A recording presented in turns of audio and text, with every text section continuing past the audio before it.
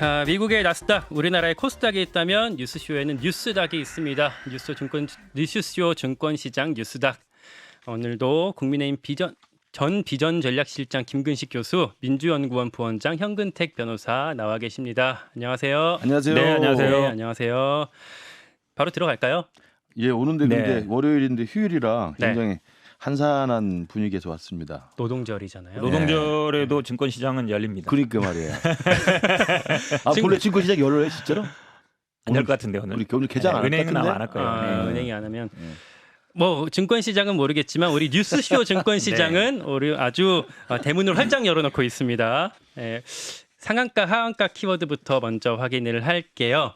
김근식 교수님. 예, 제가 가져온 것은 송영길 압색 비명계 원내대표 민주당 폭망각인가 이렇게 한가로 잡아왔습니다. 민주당 폭망각인가. 네, 듣고요. 현근택 변호사님. 저는 뭐 일단 지난주 가장 큰 이슈가 대통령의 미국 순방이었기 때문에 국빈 방문. 결국은 아마 이제 핵 공유 문제가 시끄러우는데 그래서 핵 공유 없는 핵 포기 선언이 성과다. 성과다. 성과인가? 성과인가? 깜짝 놀랐어요. 성과라고 지금 말씀하신 것 같아서. 예, 구체적으로 넘어가기 전에 우리 제작진이 확인해 보니까 오늘 증시는 휴장한다고 합니다. 네. 아, 휴장이에요? 당연하죠. 그러니까 금융권은 원래 쉬워요. 예, 우리 말씀으로 좀 헷갈리시는 분들이 있으실까봐 다시 한번 짚었고요. 우리 일부에서 얘기를 했으니까 조금 이어 나간 다음에 민주당 얘기로 넘어가는 게 좋을 것 같아요. 네. 현 변호사님께서 골라오신 키워드 네. 핵 공유 없는 핵 포기 선언이 성과인 것인가? 요게 핵 포기 선언이라고 뭐 그쪽에 주목을 하신 거예요? 네, 그렇죠. 왜냐하면 이거는 뭐 네. 보수 언론에서도 굉장히 주목했던 부분인데요.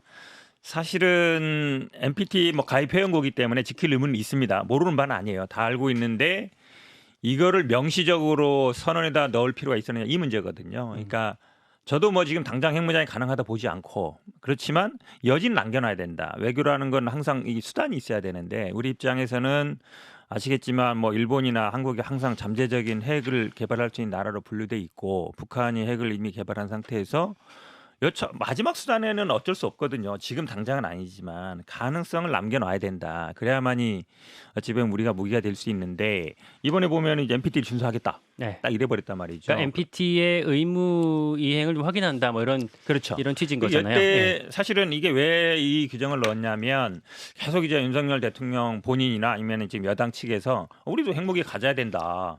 핵 개발해야 된다. 이러고 계속 이랬거든요.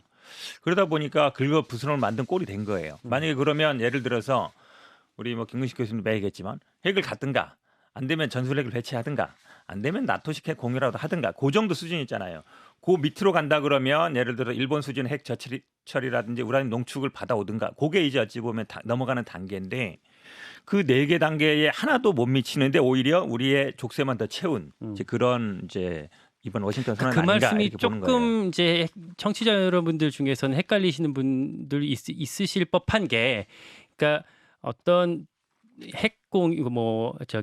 자체 핵무장 이런 건 사실은 보수 진영 일각에서 나왔던 거기 때문에 그렇죠. 민주당에서 이 얘기가 나왔을 때 확 점프되는 느낌이 있거든요. 그러니까 네. 자체 핵무장이 필요하다 이런 말씀은 아니신 그렇죠. 거잖아요. 말씀드리잖아요. 그러니까 지금 당장 저희 가능하지도 않아요. NPT 탈퇴하면 당장 북한처럼 제재하면 우리나라 폭망 아니겠습니까? 근데 가능성 열어놔야 된다는 거죠. 우리가 사실은 NPT 가입돼 있기 때문에 준수해야 될 의무는 있습니다만 그거를 재확인한다는 의미는 그리고 윤석열 대통령이 지금 얘기한 것처럼 이건 내 임기가 끝나도 앞으로 다른 대통령이 와도 지켜질 거다. 이 선언. 이 얘기는 뭐냐면 우리가 NPT 체제를 벗어날 수 없다. 그걸 확정적으로 선언해버린 거거든요. 그런 면에서는 굉장히 문제가 있죠. 그러니까 제가 이제 우리 김광일 기자께서 잘 짚으셨는데요.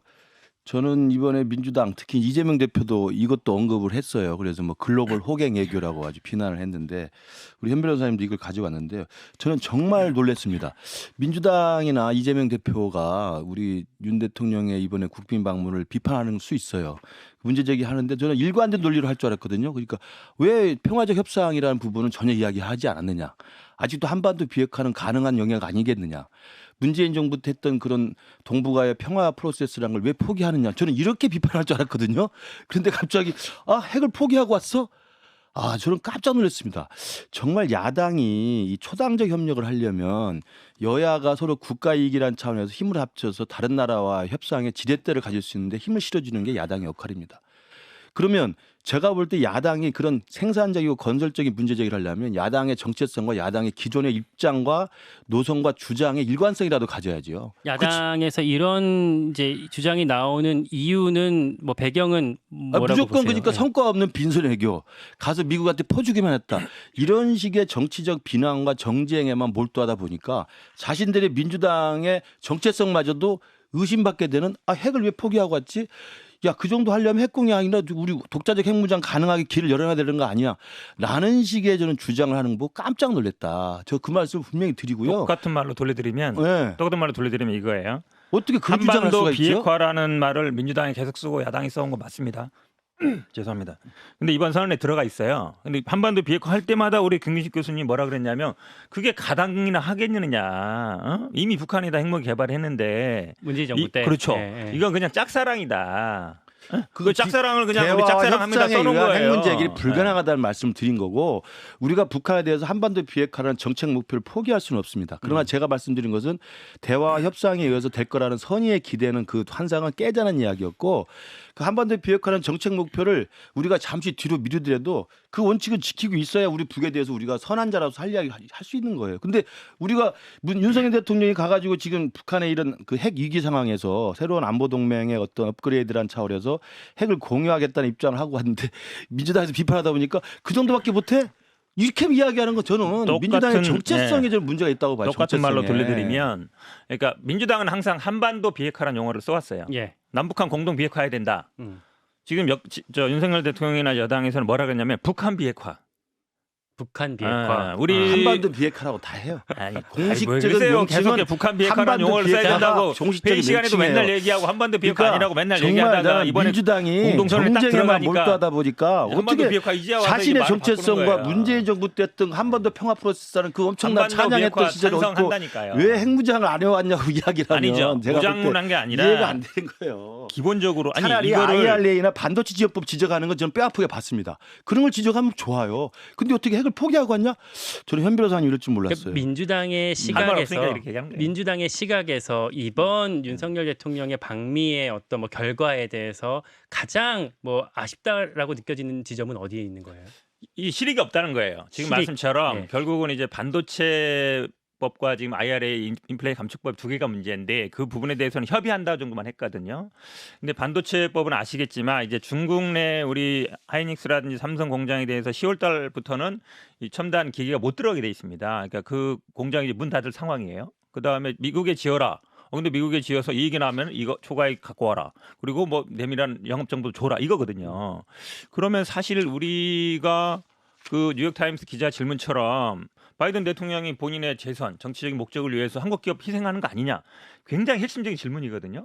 막 바이든 대통령은 엄청 말을 돌리지만 결국은 윈윈이다 하지만 눈에 보이는 거예요. 결국은 당장에 중국에 있는 공장은 철수해야 되고 미국에 있는 공장을 지어도 이거를 우리가 영업비용 뺏기는 거 아니야? 이런 생각을 안 할 수가 없는데 그에 대한 답이 없어요. 앞으로 협의만 한다. 그리고 인플레이 감축법도 핵심은 이제 전기차 보조금, 배터리 보조금이잖아요. 예. 지금 뭐 미국 차는 다 받고 일본 차라든지 독일 차도 못 받게 됐지만 우리나라는 미국에 공장을 지어서 미국에서 전기차를 만들고 있어요. 문제가 된다는 건 핵심적인 거는 중국에서 만든 배터리를 사용하기 때문이라는 거잖아요. 그러니까 독일하고 일본하고 좀 다르죠. 독일, 일본은 자국에서 만들어 수출하는 것이고 그런데 거기에 대해서 어느 정도 우리가 그런 보조금이 한 1,000만 원 정도 되기 때문에 확 이게 어찌 보면 차이가 날 수 있는 상황이에요. 그런 부분에 대해서는 그냥 앞으로 협의만 한다라고 그래요. 해도 별 내용은 없다는 우리가 거예요. 지금 그러니까 안보 얘기를 하다가 경제로 좀 점프해 오긴 했는데 어쨌든 말씀하신 취지는 안보든 경제든 다 이번 협상에 뭐 실효성이 없는 것 같다라는 평가예요. 그러니까 그 제가 아까 말씀드렸죠. 그 말 하니까 이제 그 이야기를 하는데 그러면 키워드를 그걸로 잡아오셨어야지. 그러니까 IRA하고 반도체 지원법에 대해서 우리 기업이 지금 당장 피해가 있을 수도 있는데 이 부분을 이번에 국빈 방문에서 제대로 기대한 만큼 못 가져왔다. 굉장히 지적할 수 있습니다. 그리고 야당이 그 정도를 해줘야 초당적 협력이라는 차원에서 우리 대통령이 가서 협상할 때 긍정적인 역할을 할 수 있는 거예요. 그 정도를 해주면 좋은데 이거 강경 우파에서는 할 수 있는 이야기잖아요. 핵무장론. 전술핵을 다시 재배치하자. 이건 우리 우파 내에서도 함부로 말하지 못합니다. 왜냐하면 지금 대한민국의 현실이라는 게 이 개방 경제 속에서 NPT를 어떻게 돌파하고 나가가지고 핵무장을 할 수 있겠습니까? 그리고 아까 일본에 뭐 핵 제철 있을 이야기를 하는데 일본한테 우리가 그렇게 당당하게 이야기하자고 하면서 일본 따라가지 말라고 하면서 일본 핵 제철을 왜 못 받아가냐면 뭐라는 거예요 도대체. 난 정말 민주당에서 대통령의 방미를 깎아내다 보니까 자신들이 무슨 주장하는지도 모르고 막 떠들고 있는 거예요. 지금 우리 저는 교수님이 정말 이제 이해가 안 되는 핵폭이 거예요. 이것만 갖고 물건 늘어지는데 그러니까 이번 그걸 왜 사실은 가지고 난 깜짝 말씀드려볼게요. 놀랐어. 핵 공유 부분에 대해서 사실은 이게 죄송합니다. 민주당에서 먼저 얘기한 게 아니고 국민의힘 보수 측에서 핵무장해야 된다.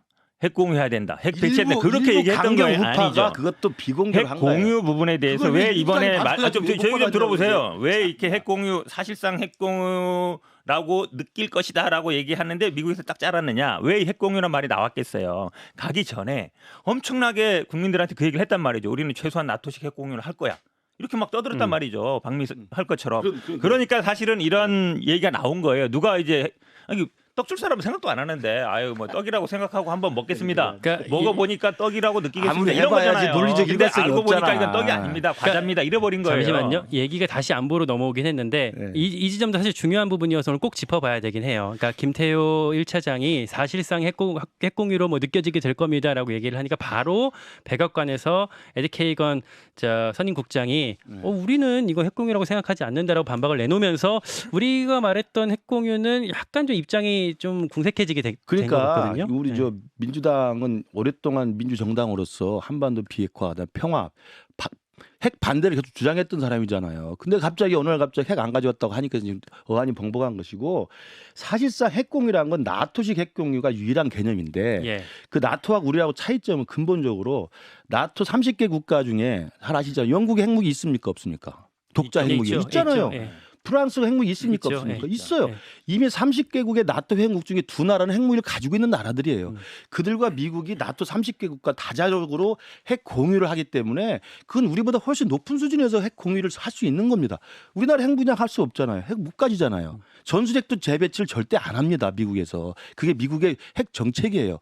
그러면 우리가 가져올 수 있는 것은 이 정도의 핵 기획 협의는 아니지만 핵을 협의할 수 있는 정시적인 자산에 대한 공개 그다음에 공동 실행, 공동 연습을 할 수 있는 정도로 미국과 한국의 핵 확장 억제를 훨씬 더 높은 수준 가져온 거 정도예요. 그러니까 이걸 우리는 핵 공유 정도로 느낄 수 있다고 하는 거죠. 김근식 교수님이 이제 국제 정치 전문가시다 보니까 이런 설명을 주셨는데 우리 청취자 여러분들 일부에서 사실 이 정도 어느 정도 설명을 드렸기 때문에 충분히 이해하고 계실 거예요. 근데 지금 굳이 좀 짚어봐야 될 부분은 김태호 차장의 사실상 핵공유라는 표현이 적절했는가? 핵 공유라고 느낀다는 이야기잖아요. 그러니까 예. 왜냐하면 우리는 지금 아무런 게 없잖아요. 핵에 관해서는. 근데 미국이 갖고 있는 그런 전략 자산이나 전략 핵무기를 이제는 우리가 같이 협의하고 실행하고 훈련할 수 있다는 수준까지 올렸기 때문에 핵 공유 나토식 정도는 아니지만 1대1 국가가 그러니까 양자 국가 관계에서 이렇게 실질적인 문서로 핵 공유에 관한 내용을 합의한 것은 미국이 처음입니다. 우리 대한민국에 그 대해서. 정도 사실상 핵공유로 느껴진다라는 그렇죠. 정도의 표현을 할 수 있다. 느껴진다는 이야기 할 수 있죠. 할 수 있다. 그리고 당연히 미국에서는 그게 핵공유 개념과 다르다고 이야기할 수 있는 거예요.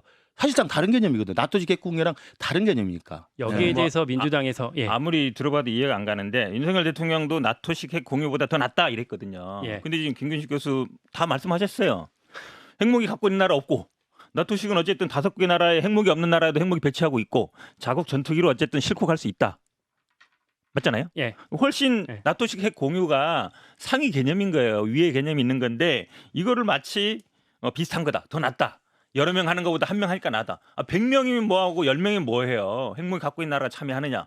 실제로 비핵국가 중 핵무기를 배치하고 있느냐. 실제로 핵을 싣고 갈 수 있느냐. 이런 부분이 빠져 있는 거잖아요. 그러니까 나토식 핵 경우보다도 훨씬 안 되는 거고 그거를 본인들 스스로 핵 경우라고 얘기했다가 미국이 아니라고 그러면 아니라고 얘기해야 되는 건데 그거를 느낀다고 핵 경우가 되는 게 아니잖아요. 잠시만요. 여기서 김근식 교수님 재반론까지만 듣고 예, 그렇죠. 다음 주제로 넘어갈게요. 대통령의 설명이나 정부 설명은 지금까지의 한미동맹의 핵 우산이라고 하는 막연한 확장 억지 개념보다는 훨씬 더 높은 수준으로 핵 동맹으로 끌어올렸다는 말을 설명을 드리는 거예요. 그런 면에서 핵 공유라고 느낄만 하다는 거고요. 그럼에도 불구하고 지금 설명한 것처럼 미국이 개념 정리한 것처럼 나토식의 실제로 핵무기를 갖고 있고 30개 국가와 지금 높은 수준에서 협의를 하고 있는 나토식 핵 공유보다는 수준이 낮죠. 그러나 지금 우리의 한미동맹의 수준보다 훨씬 높은 수준으로 핵 안보 동맹을 한 거라는 이야기예요. 그 이야기를 설명을 못합니까? 알아들어야지 그 정도는. 아니 그러니까 지금 핵 공유라고 느끼는 게 어쨌든 적절한 표현이라 그러시는데 계속 그 용어를 쓰시면 좋겠고요. 그냥 핵 동맹으로 끌어올렸다 이렇게 쓰시면 되는 거예요. 핵 동맹이라고 느낀다는 게 뭐 핵 동맹이 아닌데 핵 동맹이라고 느낀다는 게 무슨 말이에요? 난 아무리 들어도 이해가 안 가요. 그리고 기본적으로 네. 나토식 핵 공유도요. 미국은 절대 공유하지 않습니다. 자, 알겠습니다. 절대 공유하지 않아요. 예, 뭐 이 방미 그 성과 결과에 대한 판단 청취자 여러분께서 충분히 뭐 하실 수 있을 것 같고요. 우리는 다음 주제로 이것도 좀 이제 뜨거운 주제라서 넘어가 볼게요. 김근식 교수님 골라오신 하한가. 예, 뭐 지난주 계속 그 송영길 대표 귀국 이후에 이 동본투 사건 수사가 진행이 됐는데 갑자기 저렇게 이제 압수수색을 했어요. 사실상 기존에 거론됐던 민주당 인사들에 대한 수사가 끝난 다음에 할 거로 생각했는데 전격적인 압수수색이 이루어졌고 특히나 송영길 대표의 이른바 이제 후원하는 그 사무소 예. 그 먹고 사는 문제 연구소에 대한 전격적인 압수수색을 했고 거기에 있는 그 기부금까지도 연관된 게 아니냐라는 지금 보도가 나오고 있어서 이게 굉장히 신속한 속도로 빠른 그 수사가 진행되는 게 아니냐라는 생각이 들고요.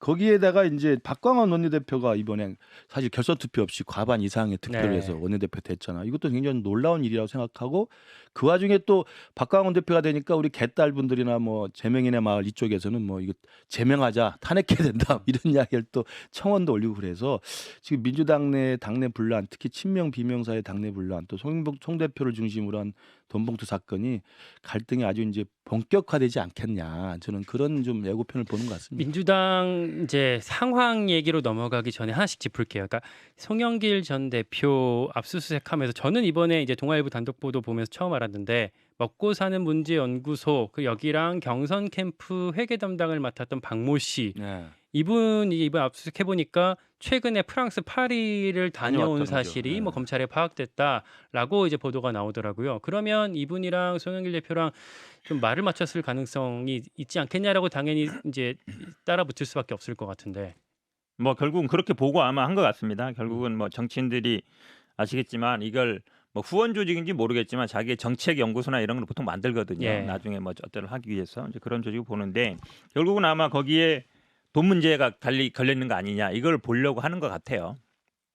뭐 당연히 지금 사건이 뭐 돈과 관련된 사건이기 때문에 그 이제 지금 정책 연구소의 뭐 후원이라든지 이런 것도 지켜볼 것 같습니다. 일정이라든지 그게 혹시 또 실제로는 이제 그 정책 연구소에 후원한 것이 돈이 이제 전당대회에 쓰인 게 아니냐 이제 예. 연결고리라든지 이런 걸 찾아보려고 할 것 같습니다. 근데 뭐 말을 맞췄느냐 그거는 이제 두 분 뭐 얘기를 들어봐야 되는 것도 저도 이제 처음 봤는데 네. 뭐 모르겠습니다. 뭐 어떻게 어떤 관계인지는 아마 검찰이 뭐 조사를 통해서 밝힐 내용 같습니다. 수사 어떻게 보고 계세요? 저는 속도가 상당히 그 속도감 있게 된다는 거하고 그 먹고 사는 문제 연구소가 압수수색 당했고 거기 회계 책임자가 실제로 또 중복적으로 경선 캠프 때 가서 또 회계를 담당했다는 이야기도 나오잖아요. 그다음에 파리를 갔다 왔다는 거. 이건 제가 볼 때 단순히 그 당시에 강내구 씨라고 하는 뭐 감사협회 회장 이분이 개인적인 인연으로 뭐 돈을 뭐 몇천만 원 조성을 해서 전달한 거 정도가 시작이었지만 그렇게 간단한 문제는 아니다. 그러니까 제가 알기로도 먹고 사는 문제 연구소는 오래전부터 송영길 대표를 후원하는 정책 연구소입니다. 싱크탱크로 만들어졌고 거기에 아마 사단법인으로 등록을 해서 합법적으로 기부금 영수증을 받을 수 있게 해서 기부금을 많이 받았을 거예요. 그 돈이 경선 캠프에서 동일한 목적으로 경선 캠프의 어떤 선거 자금으로 쓰였다고 한다면 그것도 사실 그 자체만으로도 사실 불법이거든요. 이제 그런 것들이 좀 더 확대돼서 수사가 되면 이게 어디까지 불똥이 튈지 저는 그리고 이제 계속 이야기합니다만 송 대표하고 이제 이재명 대표는 이심송심으로 엮여 있는 문제이기 때문에 이 부분이 전체적으로 친명계의 전반적인 위기 상황이 되고 거기에 비명계의 지금 과반 득표 이상의 원내대표 선출이라는 그 비명계의 약진으로 보면 당내 분란은 갈수록 커지지 않겠냐. 이게 사실 수사 얘기는 우리가 계속 토론하기가 어려운 게 정보를 다시 검찰이 다 갖고 네, 있기 때문에 네. 얘기를 확장하기는 좀 어려울 것 같고 민주당 당내 상황 뭐 현근택 변호사님 잘 알고 계시니까 네. 얘기를 좀 더 해볼게요. 그러니까 박광원 원내대표가 사실은 과거에 이제 이낙연 대표 시절에 사무총장 지냈고 그럼요. 또 경선 캠프에서 총괄본부장 지냈고 아주 친 이낙연계 핵심으로 분류됐던 분이잖아요. 찐낙이죠. 찐낙. 예.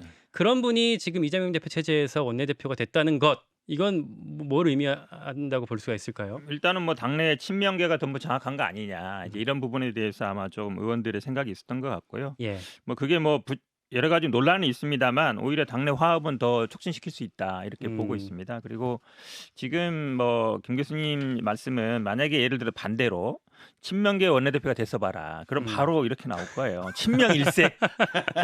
그렇죠. 결국은 예. 뭐 이재명 체제 뭐 완벽하게 구축했다 이렇게 나올 텐데 부인하지 이게 뭐랑 못하시는데. 비교되냐면 만약에 국민의힘은 원내대표 누가 됐어요? 네, 김기현 원내대표 10년이 딱 됐잖아요. 당대표 되고. 그러니까 다 언론들이 친명 일색이다. 이제 수직 계열하다. 당내 전혀 뭐 의견 반영이 안 된다. 이 얘기 엄청 했거든요.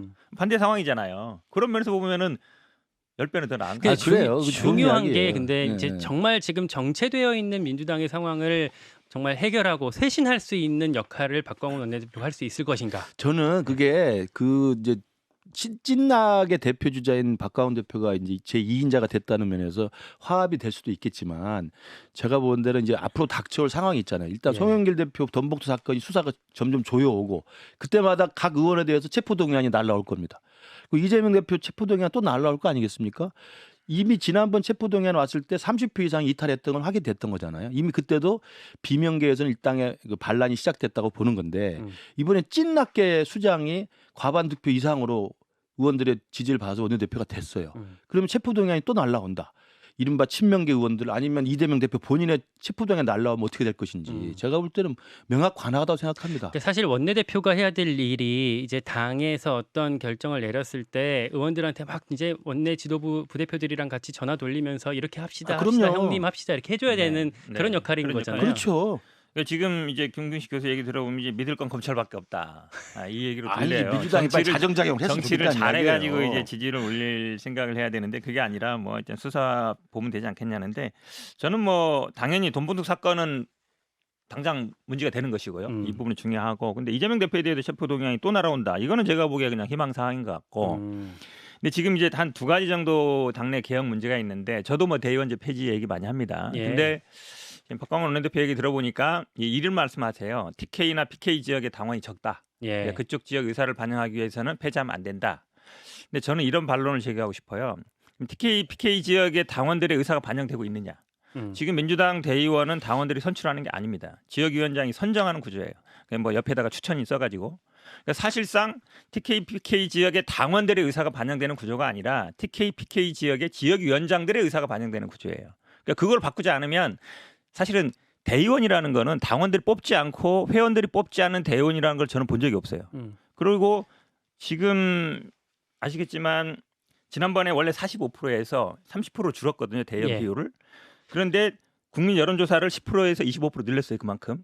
그러니까 잠시만요. 당내 핵심 현안 앞으로 이제 다가올 현안 첫 번째가 대의원제 폐지 문제인데 이 건은 박광훈 원내대표가 지금 입장으로 해결하기 되게 어려울 것이다라는. 지금 약간 반대 입장인 것 같아요. 네. 그 다음에 사실은 당원이나 지금 이제 저 같은 원내분들이 가장 관심 있게 보는 게 삼선 초과 폐지. 네. 이런 거 해야 돼요. 사실. 그 지점도 어렵다고 보실 것 같아요. 그러니까 짧게 한 말씀 듣고 그런 마지막 혁신의 마칠게요. 내용들을 하면 예. 좋고요. 저는 그러나 이제 혁신의 내용을 논의하기는 것보다는 앞으로 날라올 수많은 체포동의안, 이재명 대표 체포동의안에 대해서 당내 분란이 어떻게 될지 지켜보겠습니다. 다 같이 지켜보겠습니다. 오늘 뉴스당 여기까지 국민의힘 김근식 교수, 민주연구원 부원장, 현근택 변호사였습니다. 고맙습니다. 고맙습니다.